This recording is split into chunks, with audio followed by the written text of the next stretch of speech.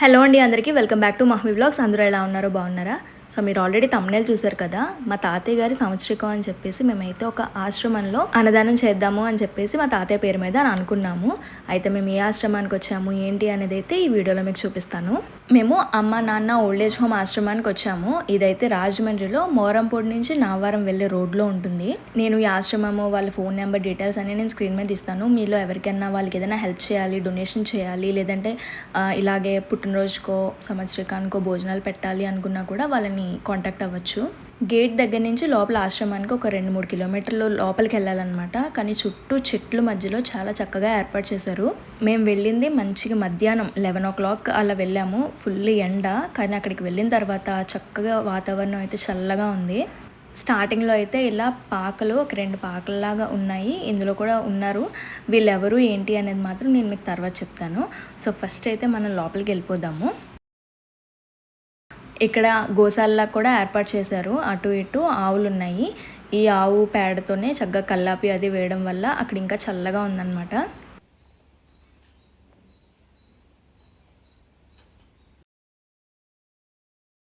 ఆ రోజు ఎవరైతే భోజనం ఏర్పాటు చేశారో, ఏ సందర్భం మీద ఏర్పాటు చేశారు అనేది కూడా ఇలా ఒక బోర్డు మీద వాళ్ళు రాసి పెడతారంట. సో వెళ్ళగానే అక్కడ మా తాతయ్య ఫోటో, ఇంకా అక్కడ మా డాడీ పేరు, మా తాతయ్య పేరు అది రాసి ఇలాగ పెట్టారనమాట. ఈ ఆశ్రమం రన్ చేస్తుంది అయితే పడగల ప్రసాద్ గారు అని చెప్పి ఈయనే అనమాట ఈ ఆశ్రమాన్ని రన్ చేస్తున్నారు. ముందే ఆశ్రమం గురించి తెలుసుకున్నాము. ఆ తర్వాత ఇంతకీ కాంటాక్ట్ అయితే ఆయన మా డాడీకి స్నేహితుడని తెలిసింది. మా డాడీ ఇంకా అంకుల్ చిన్ననాటి స్నేహితులు అంట, స్కూల్ మేట్స్ అంట. ఇంక మా డాడీకి ఎలాగో తెలుసు కాబట్టి ఇంకా అంకుల్ అక్కడ విషయాలన్నీ చెప్తున్నారనమాట. ఎవరెవరు తీసుకొచ్చి ఇలా అడ్మిట్ చేస్తారు, ఏ ఏ పరిస్థితులు అవన్నీ చెప్పారు. ఇంకా వీళ్ళందరూ వచ్చేసి మంత్లీ ఇంత అని చెప్పి పే చేస్తారు కదా, వాళ్ళకి పెన్షన్ వస్తేనో లేదంటే పెన్షన్ మీద ఇంకొంచెం ఎక్స్ట్రా వేసి ఇంట్లో వాళ్ళు ఎవరో ఒకరు పే చేస్తూ ఉంచిన వాళ్ళు అనమాట వీళ్ళు. ఇంకా అక్కడ రూమ్స్ ఉన్నాయి కదా, ఆ సపరేట్ రూమ్స్ వచ్చేసి ఎవరైనా సరే ఇప్పుడు వేరే ఊరు వెళ్ళాలి, ఒక నెల 15 రోజులు మేము రాము, 10-15 రోజులకో నెల రోజులకో మేము రాము, వీళ్ళని టేక్ కేర్ చేయాలి అని అంటే వాళ్ళు తీసుకొచ్చి ఇక్కడ జాయిన్ చేస్తారంట. వాళ్ళకి సపరేట్ రూమ్ ఒక మనిషి అలా ఉంటుంది. అది కూడా మీకు రూమ్ నేను తర్వాత చూపిస్తాను. ఇంక ఇక్కడైతే వాళ్ళందరికీ స్నానాలు చేయడానికి అని చెప్పి ఇలాగ షవర్ కింద ట్యాప్స్ అవన్నీ ఏర్పాటు చేసి ఈ ప్లేస్లో అరేంజ్ చేశారు. ఇంకా వీళ్ళకి కొంచెం ఎంటర్టైన్మెంట్గా ఉండడానికి ఒక టీవీ కూడా పెట్టారు. చూసేవాళ్ళు చూస్తున్నారు. వీళ్ళందరినీ ఎంత మంచిగా చూసుకుంటున్నారు అనేది నిజంగా ఆ ప్రదేశాన్ని చూస్తే చెప్పేయచ్చు. ఎంత క్లీన్గా ఎంత నీట్గా మెయింటైన్ చేస్తున్నారంటే ఈవెన్ వాళ్ళ బెడ్షీట్స్ కానీ వాళ్ళ వస్తువులన్నీ కూడా చాలా నీట్గా ఉన్నాయి. అందరికీ పొద్దున ఒకసారి సాయంత్రం ఒకసారి పలానా టైం అని పెట్టుకొని ఆ టైంలో అందరికీ డైపర్స్ మారుస్తారంట. ఇంకా అందరికీ స్నానాలు చేయించడం కానీ ఇవన్నీ చేయడానికి కూడా సపరేట్గా మనుషులు ఉన్నారంట. వాళ్ళు టైం టు టైం అన్నీ చేసేస్తారంట. కానీ అలా చెయ్యాలన్నా కూడా ఎంత మంచి మనసు ఉండాలి నిజంగా. అసలు వాళ్ళు ఏదో చేసేస్తున్నారని కాదు, కానీ ఆ విల్లింగ్నెస్ ఉంటేనే కదా చేయగలరు. ఈ ఆశ్రమంలో అందరూ ఒక 60 మంది వరకు ఉన్నారు. ముసలి వాళ్ళందరూ, అందరికీ చెవులు బాగా వినిపిస్తున్నాయి, కళ్ళు బాగా కనిపిస్తున్నాయి. కొంతమంది అయితే లేచి తిరుగుతున్నారు, కొంతమంది మాత్రం ఇంకా బెడ్ రెడన్ అయిపోయారు, మంచం మీదే ఉన్నారు. ఈ ఆశ్రమం నడుపుతున్న అంకుల్తో మాట్లాడానని చెప్పాను కదా. సో అంకుల్ మాట్లాడినప్పుడు ఏమన్నారంటే చాలామంది ఇక్కడికి వచ్చేటప్పుడు వాళ్ళ హెల్త్ అసలు బాగోకుండా వచ్చిన వాళ్ళు ఇక్కడికి వచ్చిన తర్వాత కొంచెం సెట్ అయ్యారంట. ఎందుకంటే ఎప్పటికప్పుడు మెడిసిన్స్ అవి ఇప్పిస్తున్నారు, బాగా చూసుకుంటున్నారు. ఇంకా ఆ ఏజ్ గ్రూప్ వాళ్ళ మధ్యలో వాళ్ళు ఉంటున్నారు కాబట్టి కొంచెం హెల్త్ అది కూడా సెట్ అయిందంట. కానీ ఎంత ఉన్నా కూడా అసలు అలా వదిలేకూడదండి బాబు, నాకైతే అలాగే అనిపించింది. కానీ ఎవరింట్లో వాళ్ళ ప్రాబ్లమ్స్ వాళ్ళ సిచ్యువేషన్స్ మనం ఏమీ అనలేం, కానీ అలా అయితే వదలకూడదనే అనిపించింది. ఇంకా ఫుడ్ విషయానికి వస్తే మనీ ఇచ్చేస్తే వాళ్ళు ఫుడ్ రెడీ చేస్తారు. ఎందుకంటే ఎంతమంది ఎంత తింటారు, వాళ్ళ స్పైసెస్ లెవెల్ ఇవన్నీ వాళ్ళకే బాగా తెలుస్తాయి కాబట్టి వాళ్ళు తినేటట్టుగానే ఆ ఆర్ఫనేజ్ వాళ్ళు ఫుడ్ రెడీ చేస్తారు కాబట్టి మనీ ఇంత అని చెప్పి ఇచ్చేయమంటారు. ఇంకా ఆ రోజు అయితే రైస్, వెజిటేబుల్ బిర్యానీ, ఇంకా ఒక కర్రీ, చికెన్ ఇవి పెట్టారు. ఇంకా నేను బావ ఏదో ఉడతా బట్టిలాగా స్వీట్ తీసుకెళ్ళాము అందరికీ అని చెప్పి మోతీచూర్ లడ్డు తీసుకెళ్ళడం ఎంత మంచి పని అయిందంటే ఆ రోజు స్వీట్ ఏం పెట్టలేదు, మేము స్వీట్ తీసుకెళ్ళడం వల్ల అది కొంచెం ప్లస్ అయింది. సో ఇంకా ఫుడ్ వాళ్ళు రెడీ చేసేస్తారు కాబట్టి మనం చక్కగా వాళ్ళకి వడ్డించి మన చేతితోనే వాళ్ళకి ఇవ్వచ్చు. సో ఇంకా ముందు తాతయ్య ఫోటో దగ్గర ఫుడ్ అది కొంచెం పెట్టేసి ఇంకా తర్వాత అందరికీ వడ్డించి ఇవ్వడం అయితే స్టార్ట్ చేసాము. కరెక్ట్గా 12ంటికి అయితే వాళ్ళకి ఫుడ్ అనేది వెళ్ళిపోతుందండి. చాలా టైం టు టైం అన్నీ మెయింటైన్ చేస్తున్నారు.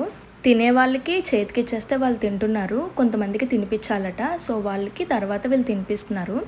ఇంకా ఈ అంకుల్ గారు ఉన్నారు కదా, ఈయనే మామిడి పళ్ళు తీసుకొచ్చారు ఆ రోజు.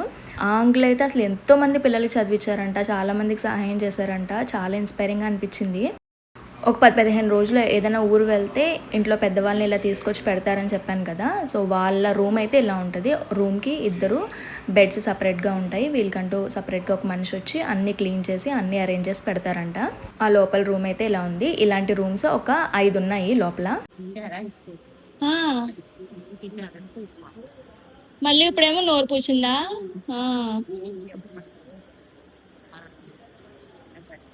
తినండి కొంచెం.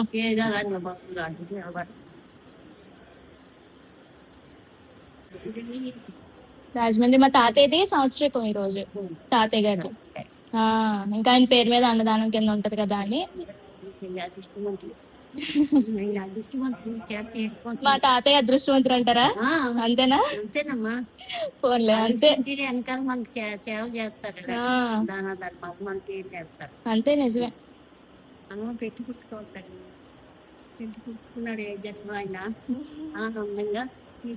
ఈ మామగారు అన్న ఒక్క మాట, మీ తాతయ్య పెట్టి పుట్టారమ్మా, ఆయన చేసుకున్నాడు అదృష్టం అని అన్నారు.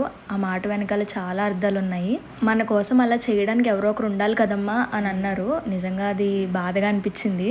ఈ మామగారే కాదు, ఇంకో 2తో కూడా మాట్లాడాను. వాళ్ళతో మాట్లాడిన తర్వాత అర్థమైన విషయం ఏంటంటే, ఉన్న ఆస్తి అంతా ఉన్నప్పుడే అందరికీ పనిచేస్తే ఇలాంటి పరిస్థితి వస్తుంది అని వాళ్ళ మాటల్లో అర్థం అనమాట. అక్కడ ఉన్న వాళ్ళు చాలా స్టోరీస్ ఇలానే ఉన్నాయి. కొంచెం బాధగా అనిపించినా ఇంకొంచెం సంతోషంగా ఎందుకు అనిపించిందంటే, వాళ్ళలో వాళ్ళే ఒక బాండ్ క్రియేట్ చేసుకున్నారు. వాళ్ళలో వాళ్ళే ఒక ఫ్యామిలీ లాగా ఉన్నారు. అట్లీస్ట్ అలా అయినా కొంచెం హ్యాపీగా ఉన్నారు కదా అని కొంచెం సంతోషంగా అనిపించింది. నువ్వు ఎంత ఏదైనా వదలను నేను అంటే మేకలు, నాటుకోళ్ళు, కుందేలు పిల్లలు,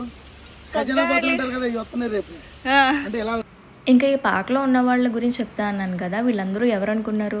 రోడ్డు మీద అనాథల్లా వదిలేసిన వాళ్ళు, పట్టించుకోవడానికి అసలు ఎవరూ లేకుండా రోడ్డు మీద అలా తిరుగుతున్న వాళ్ళని రెస్క్యూ చేసి తీసుకొచ్చారంట. అంటే లోపల ఉన్న వాళ్ళందరికీ ఎవరో ఒకరు పే చేయడానికన్నా ఉన్నారు. వీళ్ళ కోసం అంటూ ఒక పే చేయడానికి కానీ ఏమీ శ్రద్ధ చూసుకోవడానికి అసలు ఎవ్వరూ లేరనమాట. వీళ్ళందరినీ తీసుకొచ్చి అంకుల్ గారు అలా చూసుకోవడం అంటే ఎంత గ్రేట్ నిజంగా. అలానే ట్రీట్మెంట్లో ఎలాంటి మార్పు లేదు. వీళ్ళకి డైపర్స్ చేంజింగ్ కానీ time to time food, medicines అన్నీ సేమ్ వాళ్ళలాగే చూసుకుంటున్నారు. అండ్ లోపల ఎంత చల్లగా ఉందో ఇక్కడ కూడా అంతే చల్లగా ఉంది. అందరికి బెడ్లు కానీ ఫ్యాన్లు కానీ అసలు ఏ మార్పు లేదనమాట. నిజంగా దేవుడు ఇవ్వాలే కానీ ఇలాంటివి చేస్తూ ఉంటే మనసుకు కూడా చాలా సంతృప్తిగా అనిపిస్తుంది. అంకుల్ ఏం చెప్పారంటే, పాలిటిక్స్లో తిరిగాను, అన్నీ చేశానమ్మా, కానీ నాకు ఇందులో వచ్చిన సాటిస్ఫాక్షన్ ఎందులోనే రాలేదు. సో నేను ఇంకా పర్మనెంట్గా ఈ సోషల్ సర్వీస్లోనే ఉండిపోతున్నాను అని అన్నారు. సో అదే అండి అమ్మా నాన్న ఆశ్రమం గురించి. మా తాతయ్య సంవత్సరికం సందర్భంగా ఆయన పేరు మీద ఇలా నలుగురికి అన్నదానం చేయడం మాకు చాలా చాలా హ్యాపీగా అనిపించింది. ముందు ముందు ఇంకా ఇలాంటివి చేయాలి అని ఒక ఇన్స్పిరేషన్ కూడా వచ్చింది అక్కడికి వెళ్ళాక. ఈ వీడియో నేను ఎక్కడితో ఎండ్ చేస్తున్నాను. వాళ్ళ డీటెయిల్స్ అన్ని కూడా స్క్రీన్ మీద ఇస్తున్నాను. మీకు ఎవరికైనా డొనేట్ చేయాలనుకున్నా ఏదన్నా కూడా వాళ్ళని కాంటాక్ట్ అవ్వండి. వీడియో తీస్తే ఈ ఆశ్రమం గురించి అందరికీ తెలుస్తుంది కదా అని వీడియో తీసాము. సో అంతేనండి, బాయ్.